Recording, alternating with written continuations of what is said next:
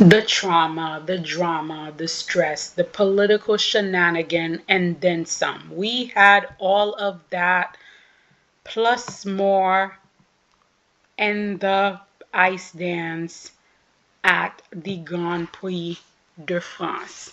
This is my recap of the Grand Prix de France for dance and women. I just want to give you guys a head up. I'm going to be ranting and raving a lot doing my commentary on the dance because there was just some straight up bullshit that went down at Grand Prix de France that I feel like if I don't address it, it's gonna sit on my chest. So I just want you guys to have a heads up. So the way things played out at Grand Prix de France, Selena Fragi and Jean Han Fournier were in 10th place. Natasha Lagu and Ahmoud Kafa were in 9th place. Emily Brody and Ian Somerville were in 8th place. Eva Pate and Logan Bai were in 7th place. Marie Jude Laurent and Romain Lagarde were in 6th place. Diana Davis and Gleb Smokin were in 5th place. Charlene Gunnard and Marco Fabri were in 4th place. Allison Reed and Seleuce Ambrosvilis were in 3rd place. Lila Fear and Lewis Gibson in 2nd place. And the winners were Laurence Fournier-Boudry and Guillaume Cizera. Let me start at what was not stressful, which is Emily and Ian. They are doing Vogue, and they look really good. Unfortunately, there was some errors on Ian's part in the rhythm dance, and that sort of pushed him down in the standing. They have a beautiful lyrical long free program which really suits them. Again, you guys know I'm a huge fan of Ian in terms of his edge control, his knee bend. He's such a beautiful skater, but I do feel like this pair have self-sabotaged a lot the past 2 seasons with just making little errors here and there, which is very unfortunate because they definitely have a lot of talent and they should be a lot higher in terms of their placement than they are here. Ava and Logan, I uh, Lion King. They're they're a very nice couple. They seem to be really sweet, just not my cup of tea. Marie Jerde and Roman. I really like both of their program, but I really hate that snake dress in the free program. I don't know what is going on with I Am this season and the packaging situation. Marie-France Dubreuil, you always look so fabulous in the Kiss and Cry, and you looked so fabulous in the Kiss and Cry here in France. So I really don't understand. Are you so busy with the judging, backstream pulling, and all of that nonsense that you really don't have time to check some of these outfits before they go on the ice? I'm going to talk more about that. But I love some of their lifts. I think they are one of the pairs that are constantly innovative in terms of their lifts, in terms of their movements. They don't have classical lines. They don't have, the depths of edge some of their counterparts, but they have personality. They have ice presence.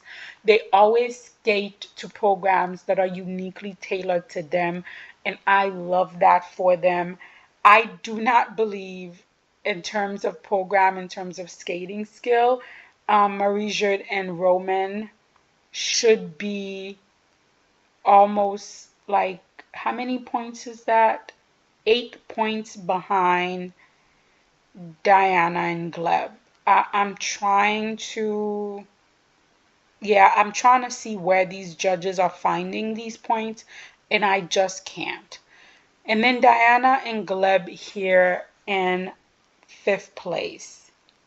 Again, Diana, if you ever watch her blades on the ice, she skates right on top of her blade. And you don't even need to compare her with the other women that are competing. You could literally just compare her to Gleb. You can see how much of a depth of edge Gleb has and how lack of a depth of edge Diana has. And we're not going to let the commentators bullshit us into believing that that is not the case. I will say that they do have good knee control and glide, and they do have a lot of speed. They are one of the fastest pairs on the ice. I will give them that. They when they push off, there's a lot of speed, they cover a lot of ice. But in terms of like edge control and pure skating skills, what are we doing here? This is pure Iteri bonus that is being talked here. And for us to be in a world where Diana Davis and Gleb Smokin are placed above Charlene Guinard and Marco Fabri is probably the most blatant bullshit judge fixing I have ever seen in my life. I have been watching figure skating for decades, and I would have to say what I saw happen here was unlike anything I have ever seen in ice dance. And that is saying a lot because there have been a lot of bullshit shenanigans in ice dance. But this event took it all. And then in fourth place, fifth in the rhythm dance, was Charlene Guinard and Marco Fabri. Now, I have been on skating Twitter, and I have been reading some of the comments. So let me give credibility to some of the aspects that do need to be given credibility. Yes, it is true that Charlene and Marco did spend the last two seasons burying themselves. I agree with that statement 100%. Their packaging, their programs have not been on par, and they have damaged themselves and their reputations during the last two seasons. I agree with that. They are one of those pairs that even when they get criticism from the judges, from the audience, they refuse to change until the very last minute when all of the damage has been done. I agree with that. They are one of those pairs who, given the fact that the judges and the audience tend not to take too kindly to their programs, who would have benefited from doing one of the senior Bs. I agree to that 100%. They should have probably done a senior B, gotten some feedback, and then try to make some updates. I agree to all of these points. However, none of these points can change the fact that what happened to Charlene and Marco, what happened to the Italians, was nothing more than judge blocking. What happened to the Italian was nothing more than the combination of the French Federation, IM, and Etheri's power. This was a blatant act to bury a team. There is no way you can convince me that Diana and Gleb or Lila and Lewis or Allison and Selous have better skating skill, better ice coverage, better edge, better depth than Charlene and Marco. That is pure bullshit. What happened to them was pure, it was the combination of the Eastern European power that came from Italy combined with the French and the British, and then the I Am Power. That is what we saw here. This was a pair that was buried. Yes, their rhythm dance is to Backstreet Boys, which is not the most imaginative nor the most creative rhythm dance a pair could have picked. But it is no worse than what everyone else here was given. It was within the same range of unimaginative blah. So for them to skate cleanly and to find themselves behind all of these other pairs was pure caca. What in the bullshit is I am trying to shove down our throat? Marie-France Dubry, I literally imagined this going down and the Russians seeing, they're sitting at a round table with Tatiana Tarasova shocked to her core, with the Russians shocked to their core because they could not even imagine this level of nonsensory going down. The Russians now have a picture of Marie-France Dubry and they are thinking to themselves, we have not done enough.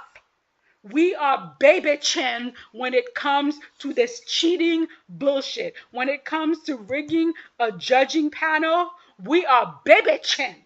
The Russians are like, when we come back, this is how it's supposed to be done. Marie-France Dubry, you have gone so far beyond that the Russians are probably like, oh my goodness, we need to learn.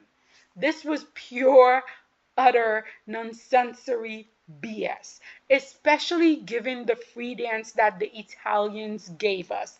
First of all, Charlene looked fabulous in that dress. And this is one of their best free dance to date.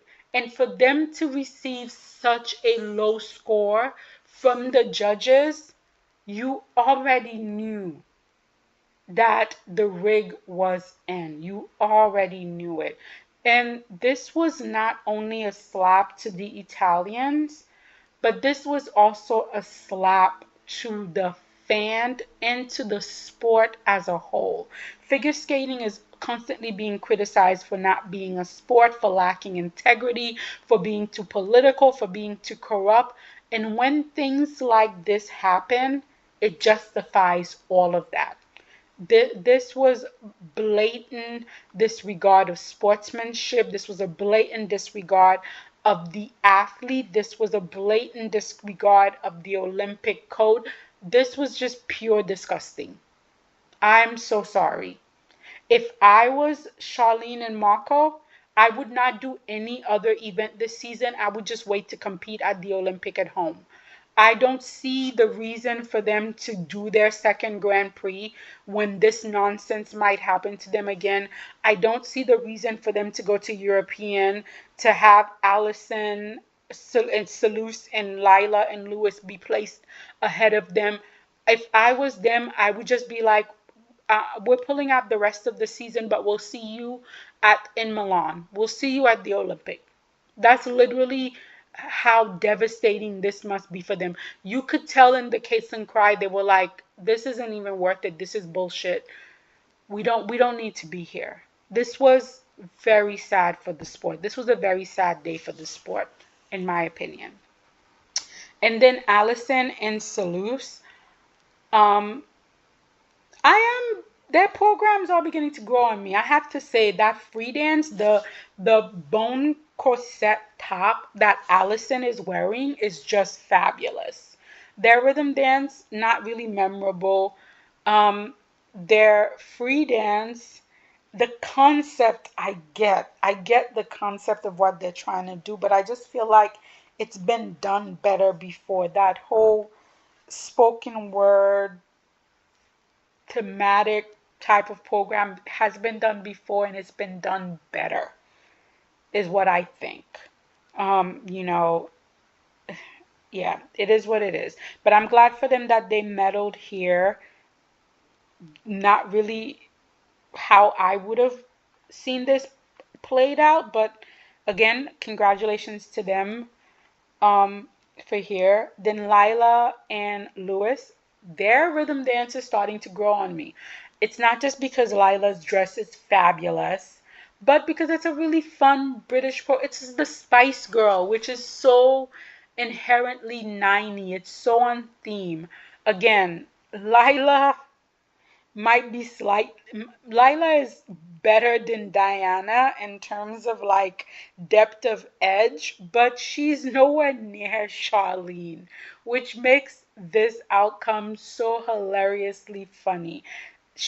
I would even go as far as saying Diana probably has better extension than Lila in terms of like extending her knee, extending her free legs. But what they do is bring this fun, this liveliness, this attitude to their program that really makes them a fan favorite, which is why I don't get their free program. I don't think that free program really plays to their strength. I don't think that free program really allows them to show off everything that makes them so likable, so personable, such a fan favorite. I don't I yeah, that free dance is not connecting with me yet. Let's see how it progresses this season.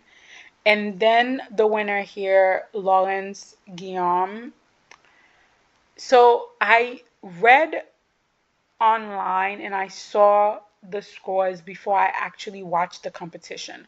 So the way that people were making it sound is that Guillaume fell on his derriere doing the rhythm dance. So I was expecting this humongous, gigantic fall in the program.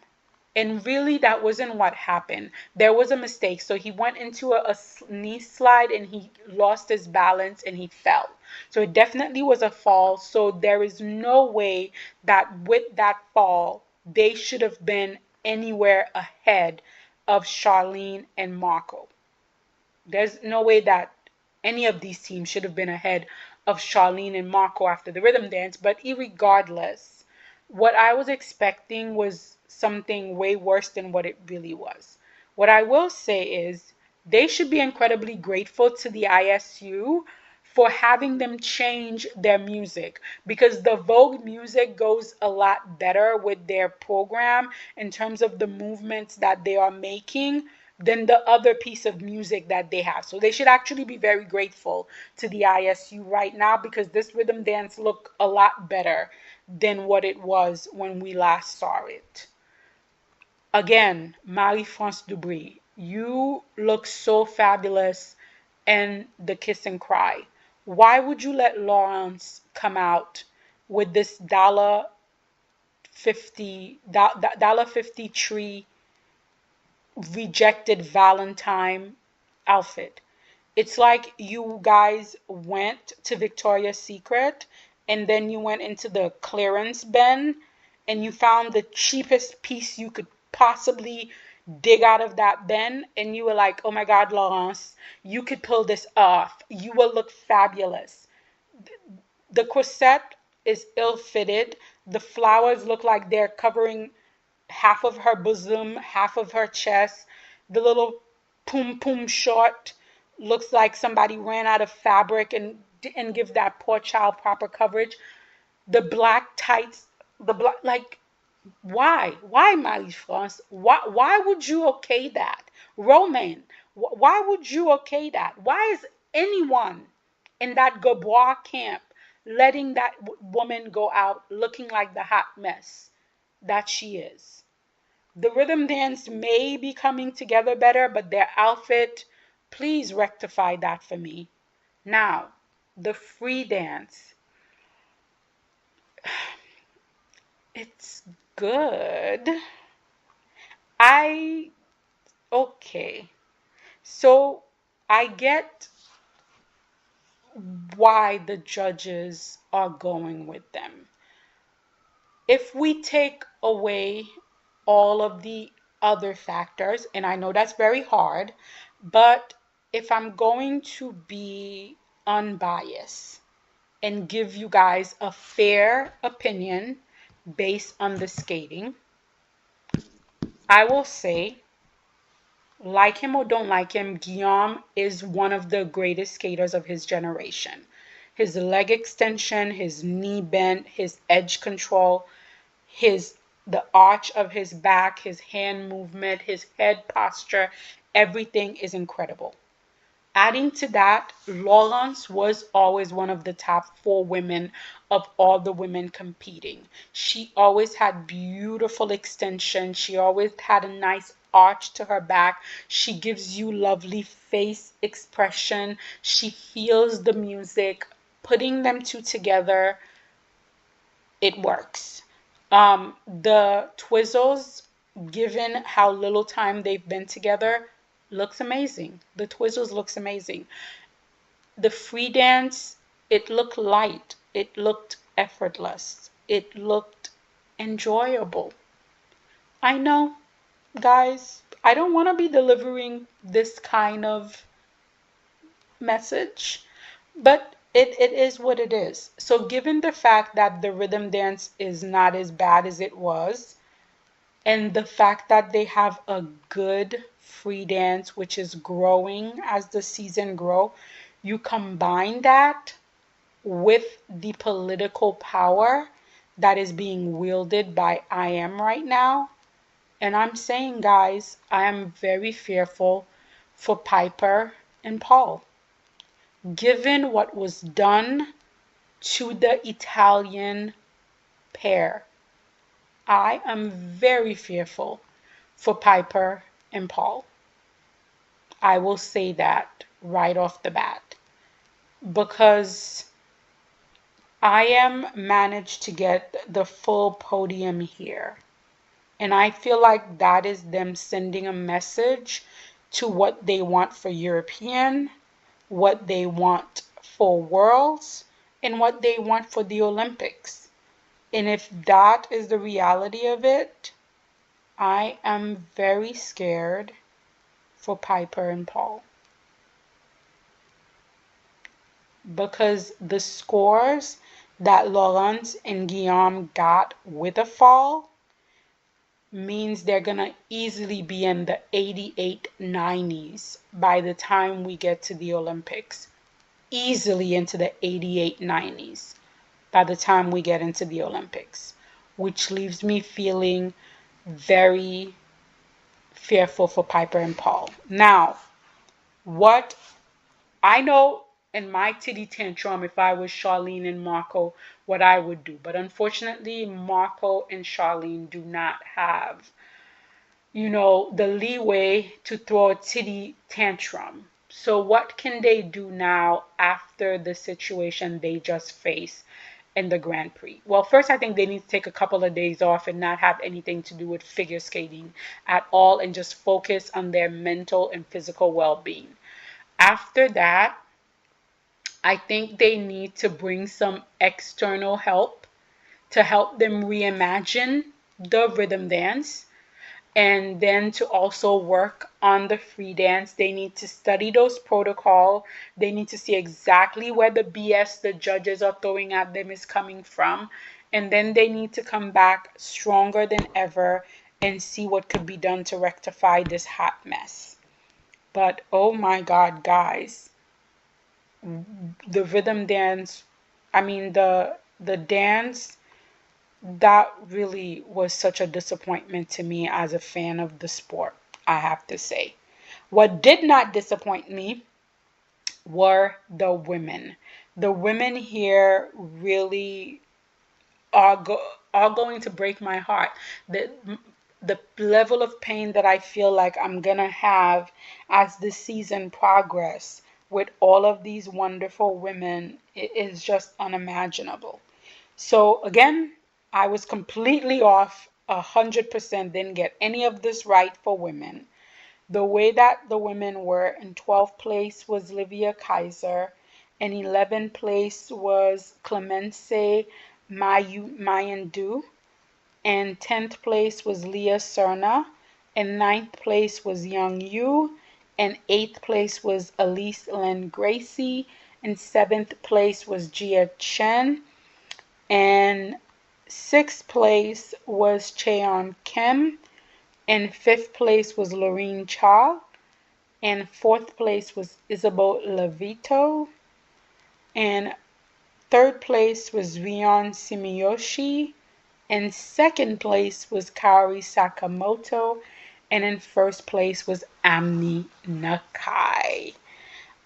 Poor Olivia, she's definitely struggling this season, which is really hard to see because she has a beautiful jump technique. When her jumps are on, they're so luscious. So it's hard to see her struggle so much this season. Yu Young, making her comeback after an entire year off the ice. You can tell she's a lot slower than she was 2 seasons ago. The stamina is not quite there. The jumps are missing a little bit of the rotation. She needs a little more height and elevation. But you know what's not lacking?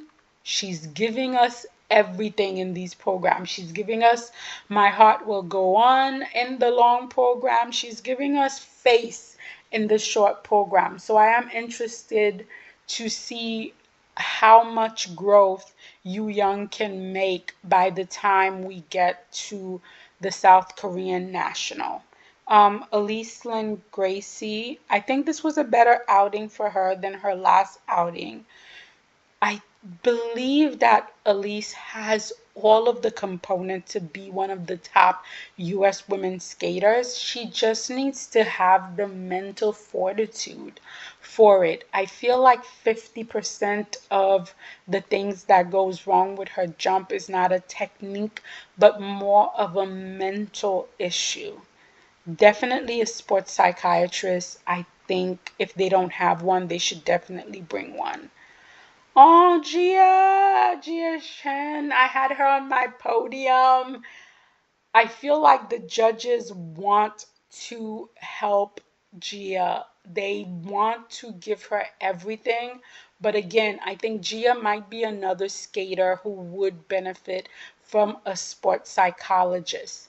The technique is there, the skating skill is there, everything is there, but the consistency is just lacking, which is understandable because this is her, senior debut. So absolutely, there's some adjustment mentally as well as physically.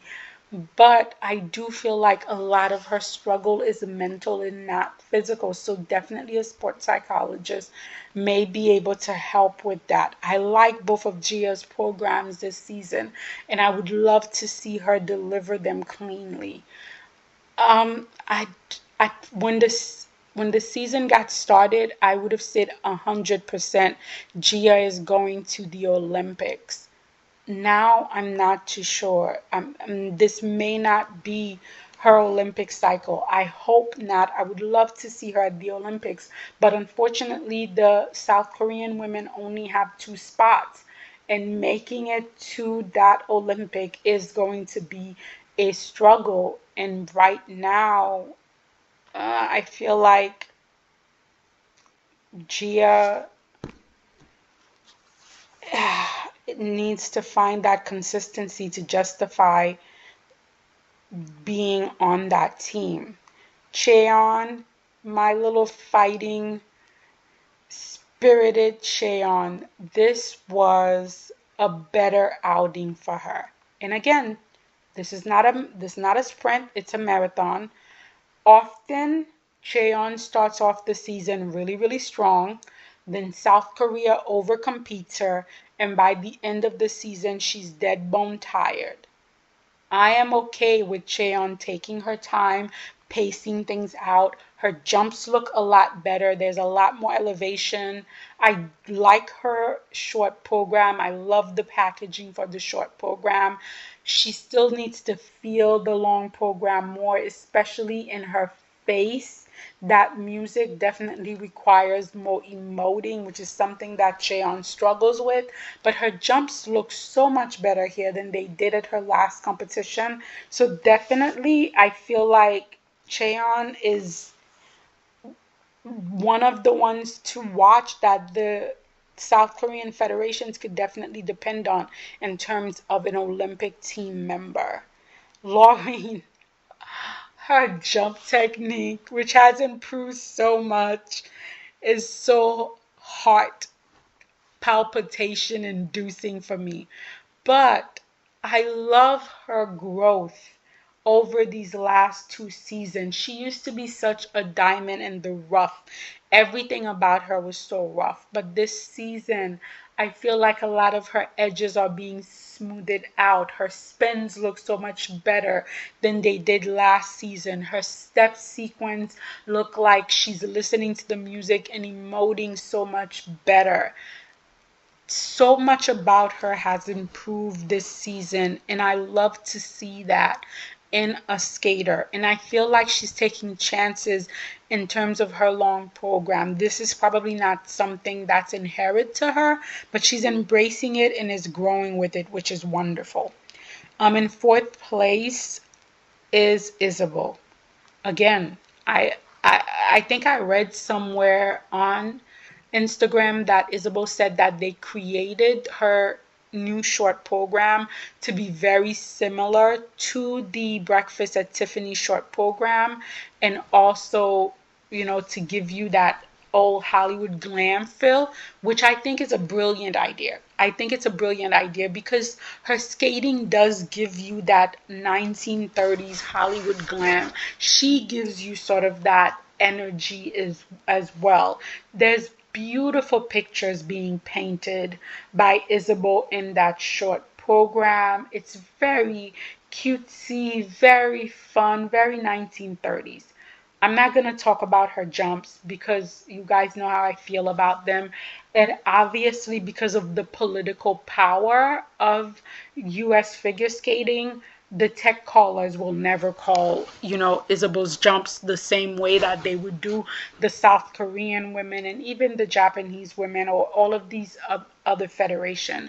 That's never going to happen to Isabel. So I feel like it's pointless to talk about the jumps. The long program, again, it suits Isabel really well. It showcased a lot of her strength while hiding a lot of her weakness. That being there's no ice coverage going in and out of her jumps. So because she has all of these leg extension coming in and out of these jumps, you think it's more than it is, but no, it's just bad posturing and poor jumping. But the program itself covers that really well by letting her excel in the parts of her skating that she does. She's one of the few skaters that does a leg kick and it's fully extended and she holds it and it actually looks like it's supposed to. So again, I feel her team is very smart in the way they set up this program. And then winning her, fourth, fifth bronze medal at Grand Prix de France is Rion. Oh my goodness. I really like her short program. The more I watch the short program, the more I like it. I just think she's such a wonderful edge work skater. I can literally watch her edge for days. It's so wonderful. I was so happy for her with that quad. Yes, it wasn't fully rotated, but she gets closer and closer at every competition. I just, and again, I think she got an edge call.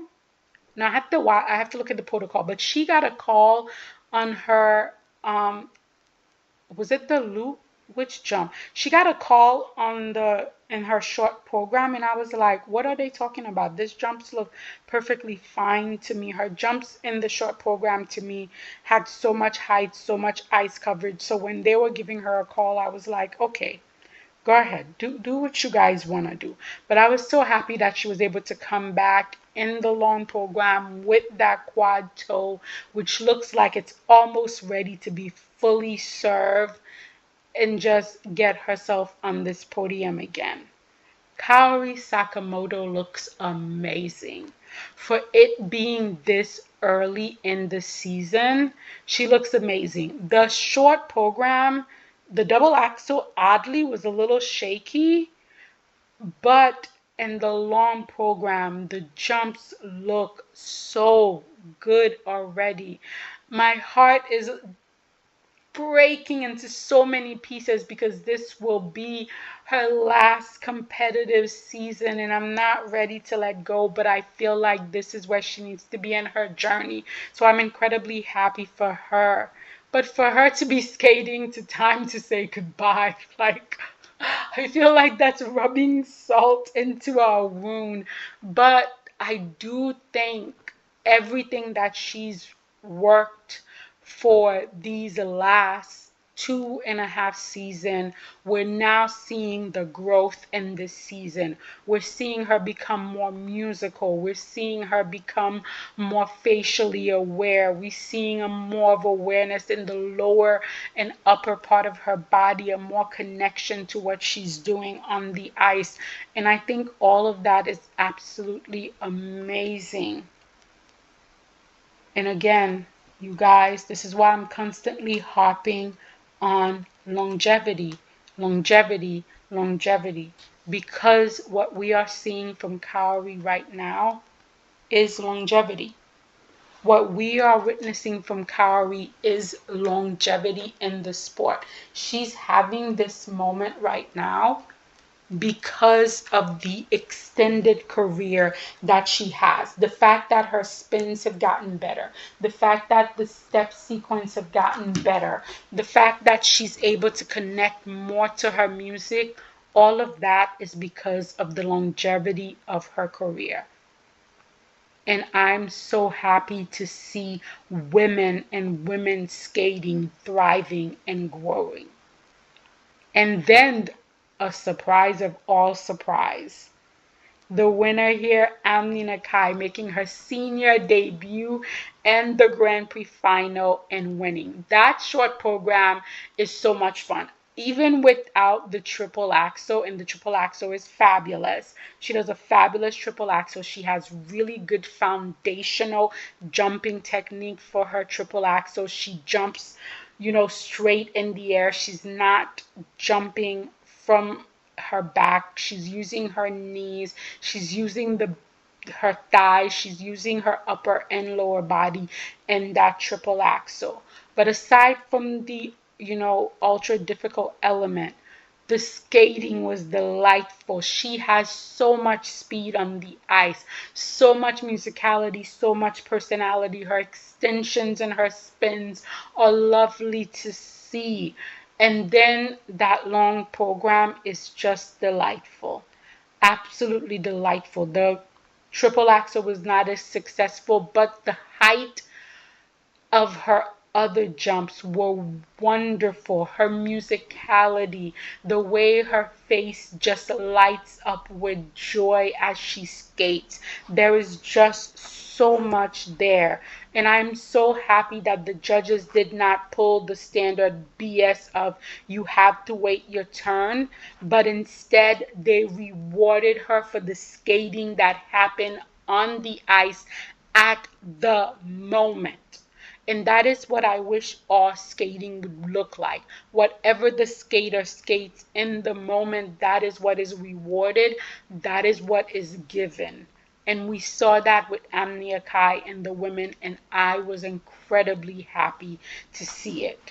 Overall, my take from Grand Prix de France was very well, in terms of dance, in terms of pairs, men and women, very good. In terms of ice dance, very disappointed, slightly disgusted. This was a very sad day for ice dance and figure skating as a sport overall. But this was my take and my recap for Grand Prix de France 2025. But you guys let me know in the comment, what did you think? How did you believe it played out? Did you agree? Did you disagree? Let me know in the comments.